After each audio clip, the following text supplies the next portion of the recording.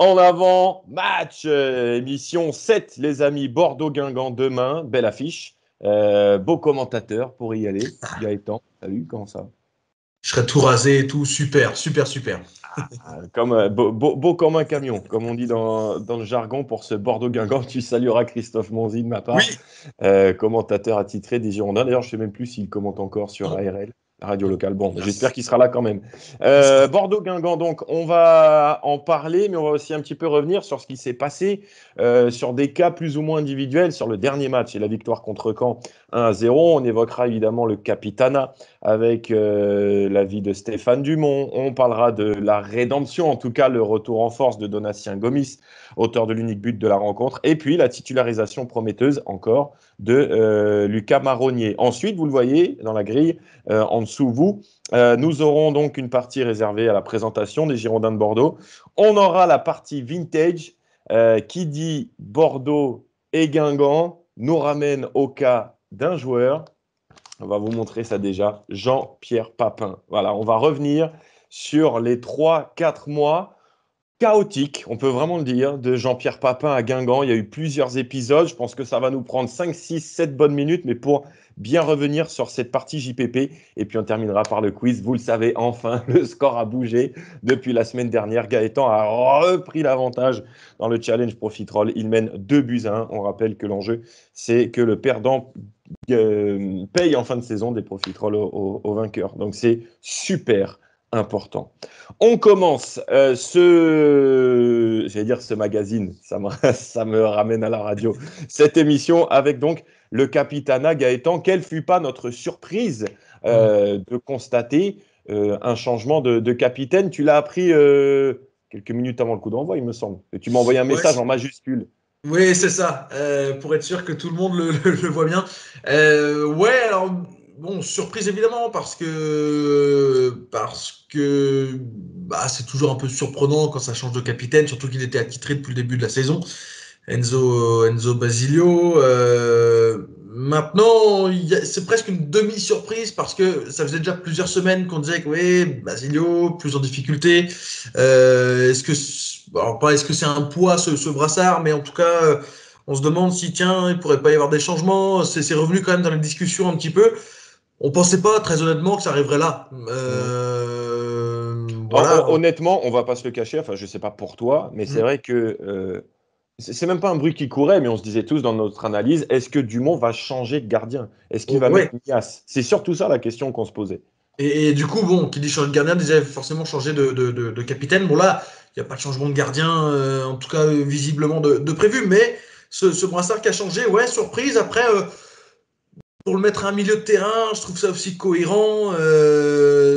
Alors, il y a eu plusieurs justifications, notamment le fait aussi d'être plus proche du corps arbitral, parce qu'il estimait, Stéphane Dumont, que Guingamp était un peu moins bien arbitré, ou bon, il y avait des situations peut-être plus dures à gérer quand c'était pas un joueur de champ qui était le gardien vis-à-vis d'arbitrage. Voilà, c'est. Ouais, moi, ça me semble assez cohérent. Moi, je suis assez partisan en général de mettre un joueur de champ Mm. capitaine et encore plus un milieu de terrain. Après, ça Ouais. dépend aussi du charisme des uns des autres, du caractère des uns des autres, de leur leadership, etc. Mais ouais, ça me semble assez cohérent que ce brassard arrive à Dylan Louisère. J'aurais aussi, moi, pensé à un autre joueur pour ça, c'est Pierre Lemonnier. Mais voilà, Dylan Louisère, milieu de terrain, oui, ça me semble cohérent. Pierre Lemonnier, je crois qu'il a déjà porté le brassard, Mans, hein. épisodiquement, mais Il a eu au Mans aussi, hein, ouais. il me semble. C'est Alors c'est un gars habitué comme les Louisère, parce qu'il l'a eu à Niort. exactement, exactement. Et alors, c'est vrai qu'on en parlait, je crois que c'était dans la zone mixte. Moi aussi, je donnais un petit peu mon avis. Je suis rarement fan d'un gardien capitaine. C'est rien contre Basilio, mais par exemple, l'exemple là que j'ai en tête, c'est Hugo Lloris en équipe de France. Alors, monument, etc. Mais c'est vrai que on est plus partisan d'un capitaine au cœur du jeu. Ça n'empêche pas d'avoir des leaders dans d'autres lignes, mais bon, voilà, on verra si Louis Herr s'installe durablement à ce statut-là, je vais dire ce poste, à ce statut-là. Et d'ailleurs, alors je ne sais pas si c'est parce qu'il avait le brassard, du coup, qu'on a plus regardé, etc. Mais je trouve que c'est un de ses meilleurs matchs, hein. Ouais. Celui contre Auxerre aussi avait été excellent de la part de Louisère. À Saint-Etienne, il avait été bon aussi. Donc voilà, peut-être que ça peut sublimer aussi un joueur. d'avoir ce petit bout de tissu sur le bras. Juste avant de passer un petit peu à la partie historique, parce qu'on a essayé de gratter un petit peu pour des changements de capitana un petit peu dans nos mémoires, voyons la justification de ce choix par Stéphane Dumont. C'est sa première réponse. Et la deuxième, c'est est-ce que ça a un petit peu piqué Enzo Basilio? Non, c'est un choix de ma part pour l'équipe. Voilà. Il faut être capable de faire des choix à l'image de changement de jeu, de remplaçants, de compos d'équipe. Là, j'ai senti que pour l'équipe, c'était important, voilà, de faire évoluer ça, parce qu'il me fallait un relais au cœur du jeu pour pouvoir émerger des choses d'une autre manière, d'avoir un relais avec l'arbitrage, important, parce que ces derniers temps, on a quand même été assez malheureux de ce côté-là. Et puis ça permettait aussi à Enzo de se concentrer sur son rôle de gardien qu'il a fait à merveille aujourd'hui. Donc c'est des choix comme il faut en faire pour l'équipe, rien de plus. Qu'est-ce que tu attends justement de Dylan dans ce rôle-là précisément? Bah exactement ce qu'il a fait aujourd'hui, c'est-à-dire être capable d'être dans les orientations, d'être capable d'être dans la première relance, dans les équilibres, et puis après de gérer, d'être un relais parfait du staff, sur la faculté à être dans la gestion des tempos, dans la gestion du relationnel avec l'arbitrage, enfin un vrai leader au cœur du jeu. Voilà, il a ça en lui, il l'a eu fait dans son club précédent. Voilà, on trouvait que c'était le bon moment pour le faire. Alors non, c'était pas pour piquer Enzo Basilio, mais ce qu'on peut dire, Gaëtan, on va revenir au Capitana juste après, c'est que Basilio, alors est-ce que c'est lié, a sorti un très bon match et il est revenu sur ce match-là, redevenu décisif. C'est ce qu'on lui demandait et c'est ce que lui-même se demandait. Ouais, exactement. Il sort déjà une grosse occasion, une frappe d'Amin Salama en deuxième mi-temps. Il a été, je trouve, rassurant dans les airs. Globalement, il n'a pas commis d'erreur. Alors, les relances au pied qui ont été assez Ça, c'est hasardeuses quand souvent même. ça, un gardien en manque de confiance, c'est souvent là-dessus. Ouais, Soit c'est sur ça, soit c'est sur des prises de balles ouais. aériennes. Il vaut mieux que ce soit sur les relances au pied. Voilà. Il vaut mieux que ce soit là-dessus. Non, non, je trouve et on en a parlé avec quelques personnes là en sortant du stade. Je trouve vraiment ouais, qu'il a été décisif, rassurant. En fait, il a fait juste ce qu'on demande à un gardien, de faire l'arrêt au moment où il faut parce que il n'en a pas eu 50 à faire, d'être présent, rassurant dans les airs, d'être présent pour tout le monde sur les coups de pied arrêtés, d'être un peu le maître de sa surface de réparation. Il l'a été. Et bon, voilà, les relances au pied, pour un gardien, je trouve que ça reste quand même secondaire. Alors oui, maintenant, on demande beaucoup aux gardiens ce genre d'exercice, tout ça, mais l'essentiel, c'est déjà de bien défendre son but. Et ça, il a bien fait. Il a été beaucoup plus rassurant que sur les précédentes semaines, même si encore une fois, hein, je l'avais dit après Ajaccio, je trouve qu'Ajaccio, oui, il prend 3 buts sur les 3 seuls tirs cadrés. Je trouve qu'il peut presque pas grand-chose. Le péno, le troisième, il est complètement abandonné. Le deuxième, peut-être un peu, quoique c'est pas simple non plus.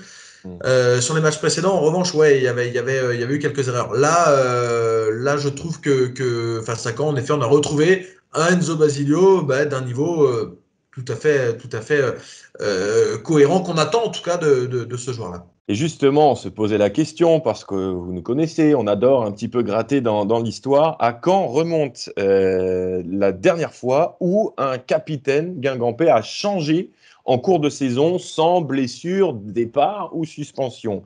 Alors, 19-20, la première année de Ligue 2 après la relégation, c'est un petit peu le bazar, parce que le capitaine au début de la saison, c'est Lucas Do. Sauf qu'on y était revenu avant Auxerre Guingamp. Il y a eu le fameux épisode, le départ ou le placard. Le match à Auxerre où Do marque et part le lendemain à Nîmes. Et en fait, sur ce match-là, Do est destitué de son brassard. C'est Sorbon, le capitaine.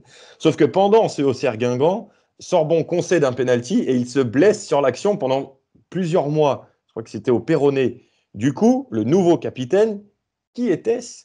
Eh bien, c'est celui qui était arrivé de Nîmes dans le transfert de Lucas Do, Pierrick Valdivia, qui fait plusieurs matchs avant de se blesser, il me semble, parce qu'à l'automne, lorsque Patrice Lair s'en va et que Sylvain Didot reprend les commandes d'abord en intérim, puis en tant que numéro 1, c'est Christophe Kerbrat, le capitaine. Et puis, mois de décembre, début décembre, Paris Football Club Guingamp, nouveau capitaine, Lebogang Piri. Et c'est lui qui terminera la saison en tant que capitaine l'histoire est bien faite, lui qui vient de revenir à Guingamp durant ce mercato d'hiver. Et écoutez cette interview réalisée à l'époque pour Radio Bonheur après le match à Charletti, parce que Lebo Gangpiri, non seulement il était capitaine pour la première fois au coup d'envoi d'un match ce soir-là, mais c'est aussi ce jour-là qu'il a marqué son unique but guingampais. I think one thing the coach has shown in me is confidence. He's given me so much responsibility since he's came. He's proven to show that he believes in my abilities, and every single time he's asking me to shoot. Lebo, shoot, you have a good shot. Lebo, get in the box, you have the capacity, and Lebo, take risk. So I think over the past few games, it's been proving to show that I've been taking more risk. According to the coach, he's giving me that freedom, and now he's also giving me the captaincy. It's a big responsibility for the club, but for me it's also important because it shows that there's certain things that I'm doing right, and if I can continue doing so, then it's only good things to come for me and the club as well. Were you proud when the coach asked you, Lebo, can you be the captain? Well, Are you stressed? The first one because it was in a game and our captain got off and the coach decided that I should be captain. For me it was a big responsibility, but that came with a lot of joy. I felt the person who has so much confidence in a player such as myself should be rewarded, and for me to reward him is by me performing on a high level. And I think the last game he gave me the captain's arm belt again in front of a lot of players, experienced players in our team, very good players. So he has belief in me, and I have to believe in his abilities as well and believe in his way forward. And with that being said, I can only grow from here. Bon, va falloir qu'on se remette à parler anglais, hein, mon petit Gaëtan. Hein. Eh oui, là, Gaëtan, c'est what's inévitable. up? This is another match tonight in Rodeau Stadium. On a gratté un petit peu dans les archives pour savoir, hors changement d'entraîneur, quand est-ce qu'un capitaine guingampais avait changé. Alors, il y a deux exemples un petit peu étonnants. Le plus récent, Gaëtan, c'est juste avant 19-20, donc la saison de la relégation. Raconte-nous ce qui se passe, notamment pour notre ami Carbrat. Ouais, alors c'est lui qui est capitaine au début de la saison sous Antoine Comboiré. Puis arrive Jocelyn Gourvenec, c'est toujours Christophe Carbrat le capitaine pendant de longues semaines. Et puis on a une situation un peu particulière parce qu'on a déjà 4 matchs entre de la 31e à la 34e journée où Christophe Carbrat est sur le banc. Il redémarre un match en tant que titulaire face à Caen sur la 35e journée avec le brassard. Mais il le perd ce match. Ouais. La semaine suivante à Rennes, le match de la relégation. C'était Jérémy Sorbon, je crois, le capitaine à Rennes, sur le match de la relégation. Donc très bizarre, ça avait changé sur la fin de saison.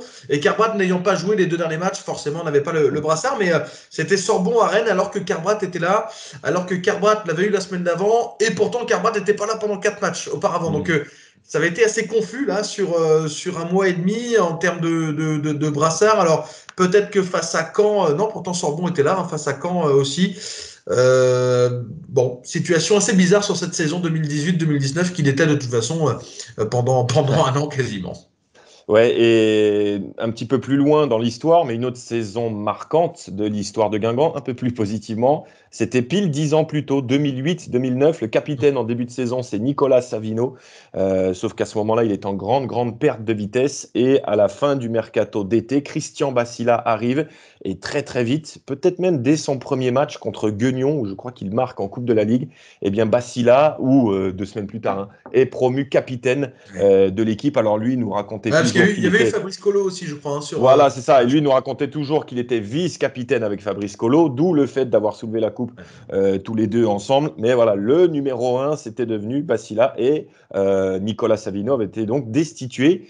Et il était parti au mercato d'hiver. Voilà donc pour les petits souvenirs autour de ces capitanats. Voilà, on reparlera peut-être en référence de cette saison 23-24. Donatien Gomis.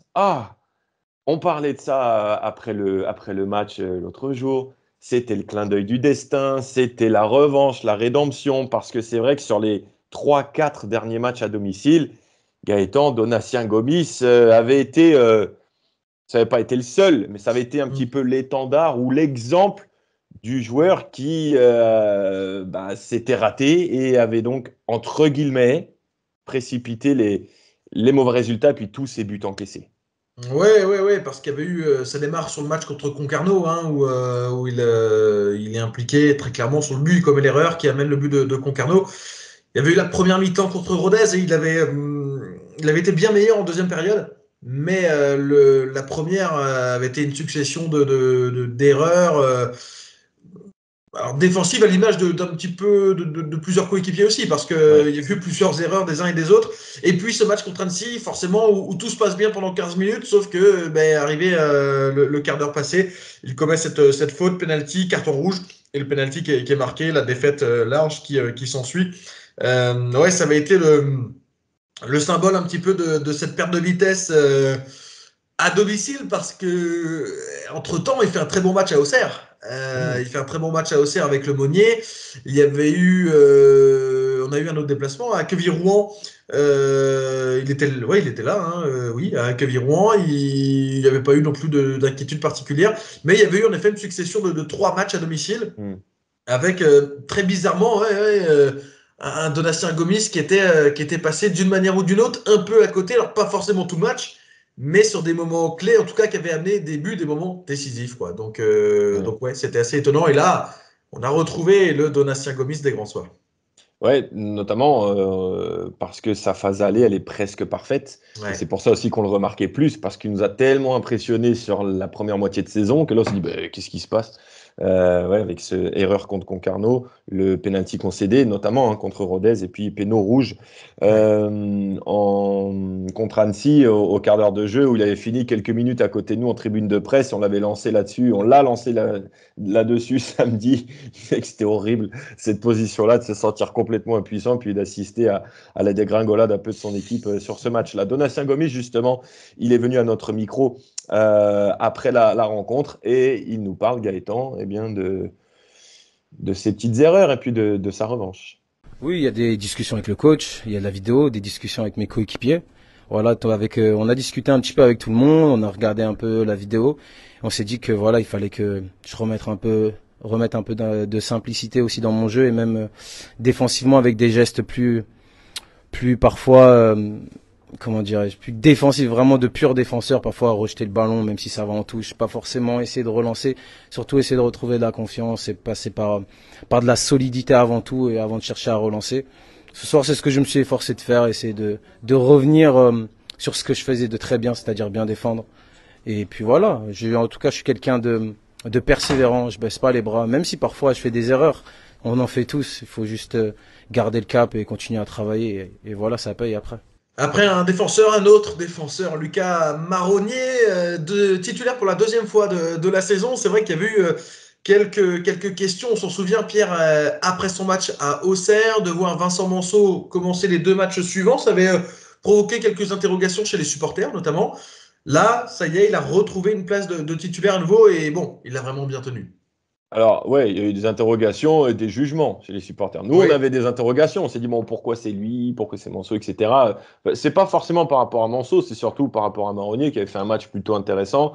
Après, vous savez, nous, on a notre point de vue d'observateur, journaliste, etc. Le staff voit sans doute d'autres choses aussi. Oui, bien sûr. À la vidéo, quand ils regardent le match 3-4 fois, peut-être qu'ils ont remarqué des choses que le commun des mortels n'a pas pu voir, et qui expliquaient donc le retour de Manceau. Mais c'est vrai qu'il est revenu sur le match contre Caen, avec en plus une adversité. Alors non pas, c'est pas pour dénigrer Annecy ou Ajaccio, mais c'est vrai qu'en face il y avait des clients, hein. Valentin Henry à droite, surtout Ali Abdi à gauche, qui est un des meilleurs latéraux de Ligue 2, et on voit que le match est joué sur le côté. Défensivement, il est parfois en difficulté quand même. Ouais, mais offensivement, c'est vrai qu'il y a du punch. Et alors, Marronnier, il n'a pas été dans son couloir. Il a été brièvement, parce que pendant 2-3 minutes, après un coup de pied arrêté, il y a Sidis et Marronnier qui avaient permuté. Mais c'est vrai que, voilà, du côté de Caen, il y a eu en plus Kérémé qui est entré aussi à la fin. Mais on a senti Marronnier toujours s'accrocher. Salama, Marronnier qui était toujours proche. Je me souviens de ballon qu'il a gratté le long des lignes de touche. Il y a eu il n'était pas tout le temps à Auxerre, d'ailleurs. J'avais remarqué ça ce soir-là, qu'en deuxième mi-temps surtout, il avait laissé parfois quelques espaces aux Auxerrois. Et là, pour le coup, il en a laissé beaucoup moins. Après, à Auxerre, c'était son premier match en Ligue 2, à gauche, alors que lui est plutôt en latéral droit.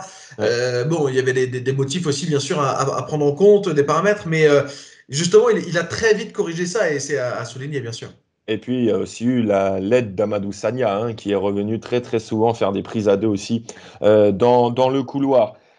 Question posée à Lucas Marronier, comment il s'est senti sur cette rencontre et puis qu'est-ce que ça lui fait, lui, le latéral droit de formation, hein, dans ses années au PSG, dans ses années aussi à Guingamp, ça fait 6 ans qu'il est là, comment il s'est trouvé, situé sur le côté gauche? Réponse.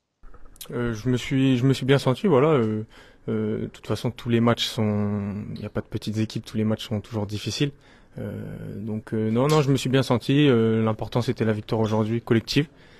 On a réussi à rester tous soudés, tous ensemble. Donc c'était le plus important. On voit cette saison qu'il y a une pénurie de latéraux gauche. Vincent a dépanné, toi aussi. Qu'est-ce que ça change pour un droitier de jouer dans ce couloir-là, défensivement et offensivement? Tout. Tout, vraiment tout. Voilà, toutes les orientations sont différentes. Surtout que ça m'est déjà arrivé dans les années précédentes de dépanner au poste de latéral gauche. Donc c'est vrai que tous les repères, notamment défensifs, sur les ballons aériens, c'est toujours un peu plus délicat. Sur les relances en première intention, un droitier à gauche, c'est toujours un peu plus compliqué. Après voilà, on s'adapte et voilà. Alors, il dit quelque chose d'intéressant, Lucas Marronier, qui me fait repenser au deuxième but d'Annecy à Roudourou. Il parle de repères, vous savez, dans l'espace, etc.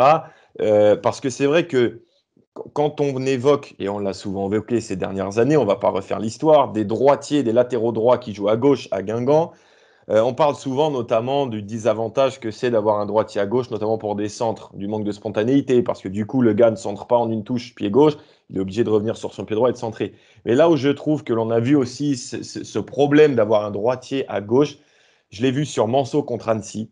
Je ne sais pas ce que tu en penses, Gaëtan, sur le long ballon qui est arrivé dans le dos de Manso. Alors, je ne me rappelle plus du tout qui a marqué le deuxième but, mais Manso, il a été pris.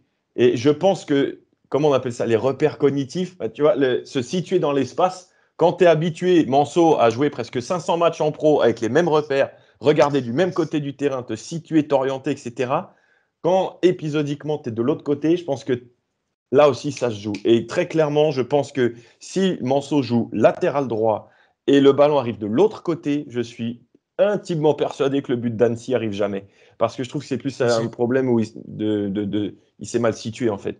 Ouais, c'est ça. Puis en plus, là, il a peut-être pas trop de chance non plus parce que c'est Ousmane Camara qui marque le deuxième but. Et c'est un joueur qui a en plus pas mal de vitesse. Donc, il a tout de suite pris le dessus. Là aussi, sur Vincent Manso, le placement, la vitesse. Et bon, bah forcément, derrière, Vincent Manso était en retard. Mais ouais, c'est vrai que ce placement, ça a tout de suite interrogé. Hein. Tout le monde avait vu l'erreur de Basilio, mais il y avait aussi ce placement de Manso qui met Basilio en danger. Donc, forcément, derrière, ouais, c'est vrai qu'à droite, ça aurait peut-être pas été la même chose. Peut-être qu'avec un vrai latéral gauche de métier, ça aurait pas été la même chose non plus. Et bon, là, c'est vrai que c'est les paramètres, ce sont des paramètres à prendre en compte. Et c'est vrai que ouais, le placement, surtout quand c'est un latéral droit qui joue à gauche épisodiquement. Alors il l'a fait plusieurs fois, hein, Vincent Manso, depuis qu'il est à Guingamp, mais c'est une fois par mois, tous les 2 mois, ça dépend des séquences. Des fois, il n'y est pas pendant 3 mois. Donc bon, c'est avec l'enchaînement des matchs, ça se corrige. Sur un match, c'est vrai que ouais, il peut y avoir ce genre d'erreur qui se produit. Tu as le problème de rythme quand tu reviens, titulaire, etc. Et en plus, là, tu as d'autres choses. Et quand tu as 35 ans, je crois, pour Manso. 34, je crois. 34, pardon. Que tu vas moins vite que Camara, bah forcément, pour compenser le manque de vitesse, tu compenses par le placement et ton expérience. Et si tu n'es pas du même côté du terrain, je pense que voilà, les petits détails, ça se joue là aussi. Voilà donc pour la partie consacrée plus ou moins à Guingamp, avec des cas très précis sur lesquels nous voulions revenir. On se projette donc vers le match de demain, 24 février 2024. Bordeaux, Guingamp. Raconte-nous, Gaëtan. Bordeaux, on a l'habitude de les voir depuis qu'ils sont relégués, être tiraillés sportivement, surtout extra-sportivement. Où en est Bordeaux aujourd'hui avant d'accueillir En Avant? Mais Bordeaux, sportivement, va un petit peu mieux. C'est évidemment pas l'euphorie totale. Et les Bordelais, bon, déjà, si on fait un point classement, ils sont 13e, donc à 3 points de Guingamp. Ils sont en termes de points plus proche de la zone rouge que de la 5e place. 5 points de la zone rouge à 6 points de la 5e place. Bon, ça reste très, très serré, mais ça va quand même un peu mieux ces dernières semaines sur la dynamique. Il y a une seule défaite sur les 5 derniers matchs de Bordeaux. C'était à 3 pour 3 victoires et un nul. Donc, ça engrange quand même un peu de points, surtout qu'ils ont réussi des coups en battant Angers et Grenoble à domicile. Ils ont réussi des coups, hein, les Girondins, ça va mieux, ça fait 10 points engrangés là, sur les 5 derniers matchs, donc une moyenne de 2 points par match, c'est forcément bien plus appréciable pour eux. Et puis c'est surtout à domicile que ça va mieux, 3 victoires consécutives à domicile. Attention, Première fois depuis le début de la saison, donc ça va mieux, et 3 victoires sans prendre de but à la maison. Donc bon, ça montre aussi une certaine solidité retrouvée dans leur stade par les Bordelais. Alors après, voilà, il y a des matchs qu'ils ont su faire tourner aussi en leur faveur. Des fois, dans les dernières secondes, on pense à l'égalisation à Amiens lundi soir. Ce sont des choses qu'ils n'arrivaient pas forcément à faire sur le début de la saison. Ils avaient plutôt tendance à se faire rejoindre. Là, ils font tourner aussi les matchs en leur faveur. Et puis, l'autre point qui, là, en revanche, peut-être tourner à l'avantage de Guingamp, c'est que Bordeaux n'aime pas du tout concéder l'ouverture de score. Bordeaux ne gagne jamais lorsqu'il prend le premier but. Alors, je crois qu'on avait dit la même chose à Ajaccio. Et là, c'est Ajaccio qui avait marqué en premier. Alors, par contre, si ça se passe comme à Ajaccio, tu ne reparles plus jamais de ce genre de stats. Jamais de ce genre de stats. Terminé. Non, c'est vrai que quand ils prennent le premier but, c'est 9 défaites et 2 matchs nuls. Donc, c'est une équipe qui a du mal généralement à revenir dans les matchs et surtout à les faire basculer une fois qu'elle est menée. Mais voilà, la dynamique du moment est quand même meilleure. Bordeaux, sur les 5 derniers matchs, Bordeaux est 3e du championnat, on le disait, avec 10 points. Il y a un Vipotnik qui marque malgré tout, l'attaquant, il est à 7 buts. Après, c'est vrai qu'il y a toujours des joueurs dont on attend beaucoup plus dans cette équipe. Jérémy Livolan, Gaëtan Weisbeck, des joueurs qui ont été recrutés cet été pour porter un peu le secteur offensif de Bordeaux. Ils sont toujours en difficulté d'une manière générale, même si c'est un peu mieux que sur la phase aller. Mais voilà, il y a quelques joueurs qui sont aussi en train de peut-être d'éclore. Je pense à Vétro qui a égalisé à Amiens lundi. Ce joueur-là a joué 44 minutes cette saison, un but, une passe décisive. Donc bon, c'est sans doute l'un des meilleurs ratios. Il y avait un article sur lui dans l'équipe, mais c'était mardi après le match à Amiens, et c'est un joueur sur lequel ils font beaucoup d'espoir. Sauf qu'il a été très souvent blessé et ils n'ont pas pu vraiment l'utiliser, mais ça fait partie des petites pépites bordelaises. Ouais. Si je trouve qu'on utilise ce mot un peu à tort et à travers en ce moment, mais il n'y a pas eu de recrue, pas beaucoup eu de recrues au mercato, parce que aussi Bordeaux a une situation économique terrifiante, mais à chaque fois est sauvé par Gérard Lopez, le président, qui ressort de l'argent très très souvent. Bordeaux qui cherche aussi de nouveaux investisseurs. Et donc, ils sont encadrés par la DNCG, ils n'ont pas pu recruter. Donc, ils utilisent de plus en plus de jeunes, dont celui qui a égalisé là, du côté Vétro, qui a égalisé du côté d'Amiens. Donc, écoute. Mais lui, un petit croche-patte dans les couloirs en arrivant pour qu'il fasse mal quand même. Merci Gaëtan pour cette présentation de Bordeaux. Et donc, on en arrive à la rubrique Vintage. Alors, pour démarrer cette rubrique Vintage, je tiens à remercier... Tu la connais aussi bien que moi, voire mieux, Gaëtan, notre Gaël Germain national qui fait partie de ces photographes autour du club depuis de nombreuses années. On la surnomme affectueusement Tata. Je l'embrasse parce qu'elle m'a ressorti de son grenier ou de sa cave, je ne sais pas, 2 gros classeurs d'archives. Et je la remercie infiniment et j'en profite pour passer un message. Je l'ai fait aussi dimanche. Si vous avez des classeurs comme ça, des archives dont vous ne vous servez absolument pas, qui pourrissent dans un coin de votre garage, nous, on est là. On est là et on veut bien accueillir à bras ouverts tout ça parce que ce sont souvent des mines d'or. Et là, sans le savoir, notre amie Gaëlle, elle m'a offert sur un plateau la rubrique vintage d'aujourd'hui, parce que donc on parle de Bordeaux, on parle de Guingamp, et à l'été 98, il y a un joueur qui passe de Bordeaux à Guingamp, et c'est pas n'importe lequel, c'est Jean-Pierre Papin. Alors, comment résumer en très peu de minutes les 4 mois de Jean-Pierre Papin à Guingamp? Et écoutez, je vais le faire en 4 actes. L'arrivée, les blessures et les absences, les buts et le départ. parce que c'est vrai que ça s'est fait un peu dans la cacophonie, mais on resitue déjà le contexte. 1998, Guingamp sort de sa première relégation de son histoire en 2e division. Il vient de passer 3 ans en D1 avec Smereki, et puis 3 ans magnifiques avec Guingamp Inter. D'ailleurs, je ne sais pas si vous le voyez très bien, mais on a le superbe fanion de Guingamp Inter juste derrière, derrière ma grosse tête, la finale de la Coupe de France, enfin bref, 3 plutôt belles années sur tous les 2 premières. Donc relégation, beaucoup de choses à reconstruire, il y a pas mal de joueurs qui partent, Rouxel, Laspal, Angelo, Hugues s'en vont, il y a tout un effectif à reconstruire, il y a aussi une sorte de psychodrame qui va tendre les relations un petit peu de tout le monde dans le vestiaire, c'est le départ de Daniel Morera, qui part pour, je crois, 27 millions de francs à l'époque. Et en fait, le président Bertrand Salomon avait dit dans l'été que personne ne partirait, qu'on voulait garder un effectif relativement stable. Sauf que vu que Morera est allé au bras de fer et est parti à Lens, eh bien les autres se sont dit, pourquoi pas nous? Donc déjà, l'ambiance n'est pas terrible. Et donc, dans cet été-là, il y a plusieurs joueurs qui arrivent en Selmini, Tamazout aussi, et puis donc on a Smereki qui cherche un attaquant, un buteur, et qui mieux franchement que Jean-Pierre Papin, donc qui arrive avec un pédigré long comme le bras, Ballon d'Or 91, c'est l'unique Ballon d'Or qui a joué à Guingamp dans toute l'histoire du football. Il sort de 2 ans à l'AC Milan, de 2 ans au Bayern Munich, même si ça n'avait pas été une grande réussite, 2 ans aussi à Bordeaux où il avait terminé sur le banc, et lui, Papin, il le sait, il le dit, il veut faire plaisir à Guingamp, il arrive pour l'objectif assumé de remonter tout de suite en D1, et surtout, il veut avoir une place prépondérante parce qu'en D2, il va être titulaire. Il le dit, il veut jouer un grand rôle dans cette équipe. Et puis Guingamp aussi, qui est le seul club sans doute qui peut lui offrir une situation très particulière parce que sa fille est gravement malade. Elle doit suivre des traitements aux États-Unis, parfois à Bordeaux aussi, où sa famille est restée. Et en fait, Guingamp donne l'accord à Jean-Pierre Papin, parfois de partir en pleine semaine aux États-Unis, ou même de passer le début de semaine à Bordeaux au chevet de sa famille et de revenir en fin de semaine s'entraîner à Guingamp et de jouer.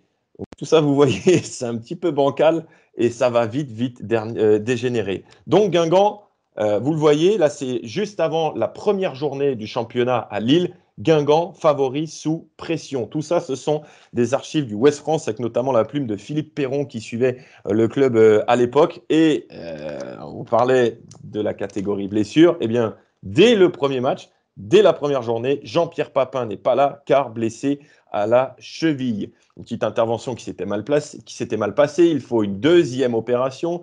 Il va revenir au bout de quelques matchs, Jean-Pierre Papin. Le début de saison est correct puisque Guingamp gagne à Lille sur la première journée, mais ça se gâte dès la 2e journée avec une lourde défaite à domicile contre Laval, 3-1. S'ensuit un nul 0-0 à Geoffroy Guichard contre Saint-Étienne. Et puis, un match qui va laisser des traces. Déjà 4e journée, on est toujours au mois d'août, 29 août, Guingamp-Valence. Là, ça nous ramène vraiment au siècle dernier. Gaëtan, Valence, c'est pas en Espagne, c'était en France. Et il y a un homme qui est remplaçant sur ce match-là. C'est qui? JPP, qui commence à s'étendre dans la presse. Je me sens capable d'arrêter parce qu'il le sait, c'est sa dernière saison dans le football. Il s'est dit, je fais une dernière pige en Ligue 2, je veux aider Guingamp, etc. Sauf que très déçu donc de terminer sa longue carrière là sur le banc de touche de Guingamp. On a déjà des questions. Papin va-t-il quitter Guingamp? Il y a même l'objet d'un article qui fait naître la rumeur FC Metz. Donc c'est déjà le bazar. Et puis, ça s'arrange. Guingamp-Amiens, vous le voyez, la une du Ouest France, Papin sauve Guingamp. Match nul 2 partout à Roudourou, entre en avant et Amiens, doublé de JPP, notamment avec le but égalisateur à la 83e minute. Et là, on se dit, ça y est, le championnat commence pour JPP et pour Guingamp. Confirmation le week-end suivant, puisqu'à Ajaccio, Guingamp l'emporte 3-1 le 19 septembre, avec un but de JPP. Sauf que non, ça ne va pas du tout se passer comme ça. Il y a une victoire contre Sedan, puis 3 revers consécutifs, notamment un 4-1 qui fait très très mal à Caen. Et puis ça explose le 24 octobre 98. Guingamp joue contre Le Mans, match nul, 1 but partout. Jean-Pierre Papin joue cette rencontre, mais ça ne se passe pas bien. Guingamp ne gagne pas. Le début de saison à domicile est terrifiant de la part des Guingampais. Une seule victoire. Pas mal de défaites contre, on le disait, Laval, Valence, Ouascal, etc. Le Roudourou gronde. Vous voyez, climat très tendu à Guingamp. Et en fait, après ce match, dans le vestiaire. Jean-Pierre Papin n'hésite pas à donner ses 4 vérités à Francis Mériqui devant tout le monde. L'ambiance est très très tendue et quelques jours plus tard, 2 jours plus tard, Bertrand Salomon arrive dans le vestiaire accompagné de qui? Le maire de Guingamp, Noël Le Graët, qui arrive dans le vestiaire et qui fait comprendre très clairement à tout le monde qu'à Guingamp, on a toujours travaillé dans le calme, la sérénité et l'ego des uns et des autres n'a pas à prendre le dessus et à un petit peu gangréner le vestiaire. Parce que Papin avait un petit peu aussi ses partisans dans ce vestiaire. Donc l'ambiance est absolument horrible. Et au mois d'octobre, le schéma était celui-là. Alors on nous l'a dit après, mais c'était plus ou moins comme ça. C'était soit Smériqui, soit Papin. Et à ton avis, Gaëtan, ça a été qui?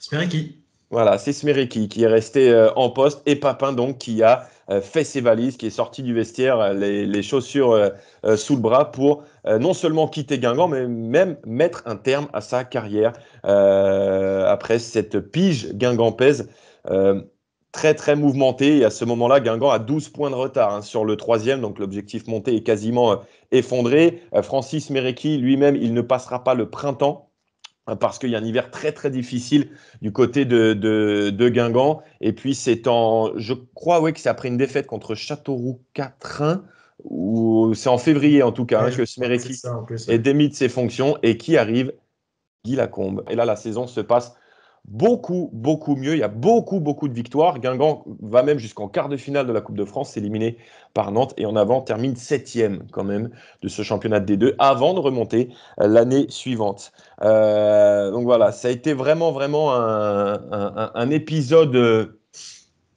pas très agréable dans l'histoire de Guingamp. C'est vrai que a posteriori, on dit c'est quand même la classe d'avoir eu Jean-Pierre Papin à Guingamp. C'est un des transferts les plus étonnants. Et ouais, un des transferts les plus étonnants de l'histoire. Bertrand Salomon le disait lors de la première interview quand Papin arrive. Il dit que c'est le même poids que l'arrivée de Zarmak à l'époque, de Gravelaine aussi dans les années Ligue 1. Sauf que bon, voilà, ça s'est pas super bien passé. Et puis même, il y a un peu des départs par ricochet parce que ça, dans l'histoire, c'est pas très connu, mais il y a un joueur qui a beaucoup plus marqué l'histoire d'en avant, qui est parti au moment où Papin aussi a fait ses valises. C'est Djike Mihaili, le défenseur roumain de Guingamp, qui a fait ses valises, qui ne se sentait pas de jouer en D2 et qui avait aussi quitté les Côtes d'Armor. Voilà pour cet épisode donc autour de Jean-Pierre Papin à Guingamp. Et je remercie encore infiniment Gaël pour m'avoir offert ces classeurs. Ça fait 3 jours que je passe le nez dedans à lire tous les articles et c'était vraiment passionnant de se replonger dans cette période de l'histoire de notre Guingamp d'amour. Je me suis préparé toute la semaine au challenge Profitroll. La pression. Parce que la pression énorme sur mes épaules. Je ne sais pas combien de journées il reste, combien d'émissions il nous reste.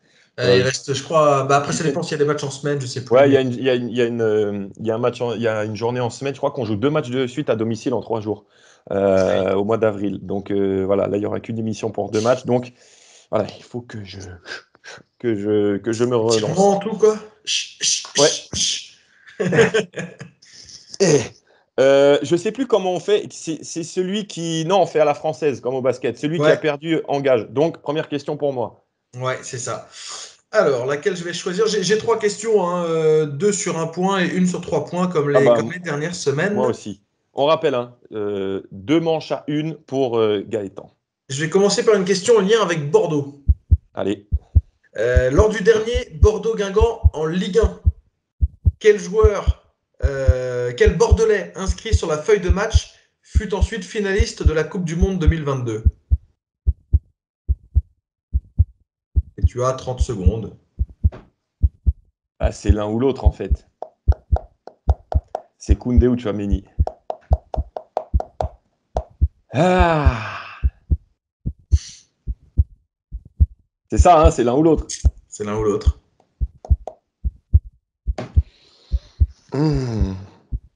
Bon, écoute, il me semble me souvenir de Tchouaméni. Bonne réponse. Ouais. Tchouaméni, alors qu'il n'était pas entré en jeu, mais qui était sur la feuille de match des Girondins pour. Je revois la zone mixte après le match à Bordeaux où Nolan Roux était venu complètement dépité après son raté fou devant le but. Et je me souviens avoir vu Tchouaméni passer. Merci les années Radio Bonheur. Moi, je vais axer un petit peu quelques questions sur le Capitana, mon petit Gaëtan. Basilio donc était le capitaine d'en avant hein, jusqu'à ce dernier match. Mais Basilio, il y a un seul match qu'il a raté cette année, c'était à l'AG Caen. Un match commenté par notre copain Raph Basile. Et qui était le capitaine de Guingamp à l'AG Caen? 30 secondes aussi.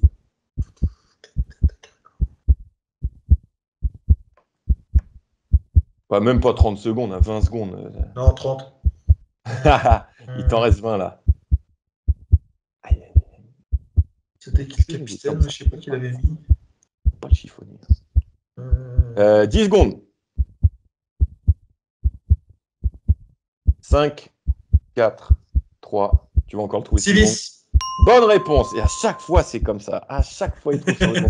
Civis capitaine à l'AG Caen. Civis qui avait été également capitaine à Auray l'année précédente. C'était le 7e tour de la Coupe de France à Vannes.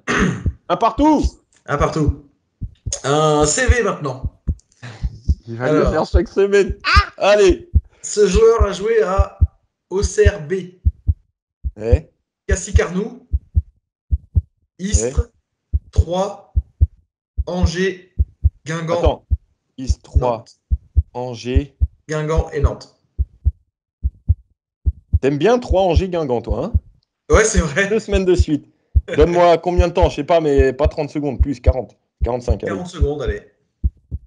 On rappelle pour ceux qui nous suivent, Auxerre B, Cassis-Carnoux, Istres 3, Angers, Guingamp, Nantes.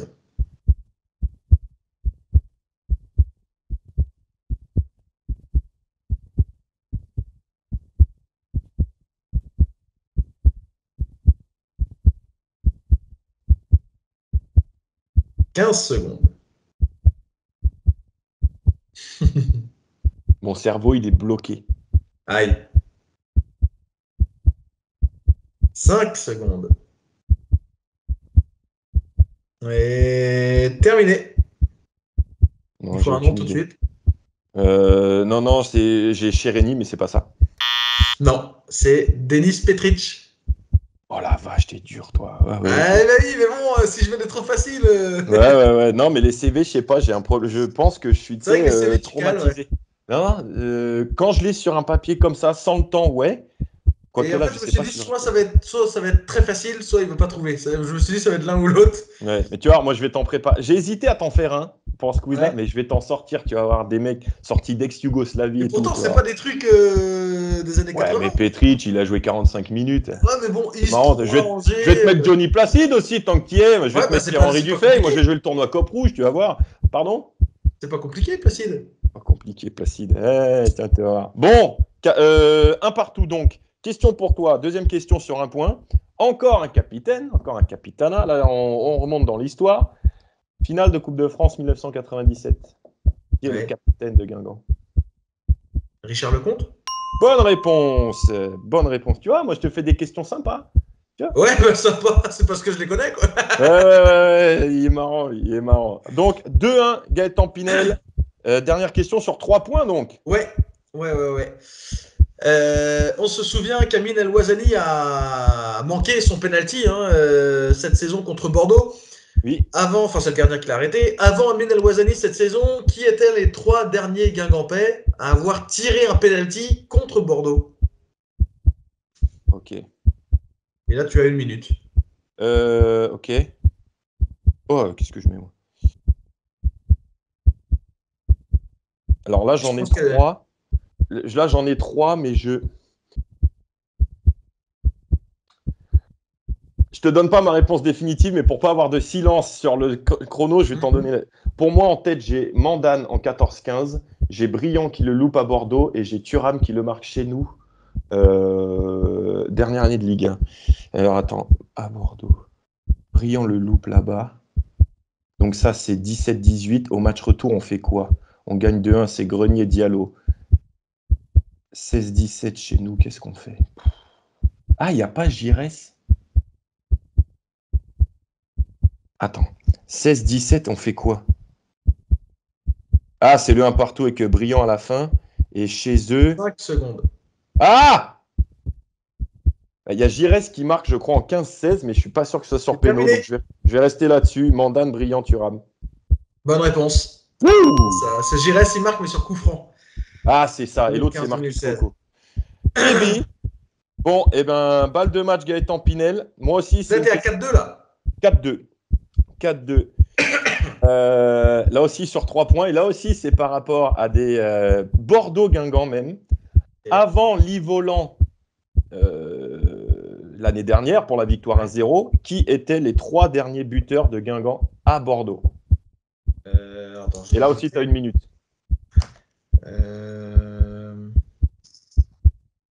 Bon, je pense que tu vas les avoir. On peut faire le grand chelem là-dessus. On peut faire 5-4. Ouais. Toutes compétitions confondues. Exact.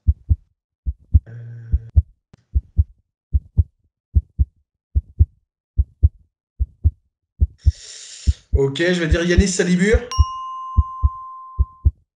En 2017-2018. Et donc 2016-2017, on y va en championnat après avoir été en Coupe de la Ligue. Donc, en championnat, c'est... Ah ben c'est personne parce qu'on perd 3-0. Et en coupe... Ah oui, j'ai failli dire une erreur. Ouais. Et en Coupe de la Ligue, du coup, c'est Sloan Priva et Nicolas Benezet. Ah là là là là là là là là là. J'en ai marre. 3-1, victoire de Gaëtan Pinel au Challenge Profit Roll. Et en fait, tu vois, c'est sur le CV que je me suis... Tu peux mettre que des CV d'ici la fin de saison, t'es sûr de gagner le Challenge Profit Roll. Ouais, mais... Bah oui. Ah, t'es riche, frère, il est marrant, lui. Ah, ça va. Je vais te mettre... Ouais, moi je vais te retrouver un mec qui a joué 18 minutes. Mais tu sais que c'est pas forcément parce que le mec a joué peu, c'est par rapport au club qu'il a fait que c'est facile ou pas, je trouve. Même avec genre Placide, je trouve que c'est assez facile, Placide. Ouais. Et tu sais qu'au CRB, au début, je me suis dit Ronan Le Chrome. Mais non, Cassis, Cartou, Istres. Non, pas mal. Pas mal. Istres, Angers, en plus, c'est des clubs.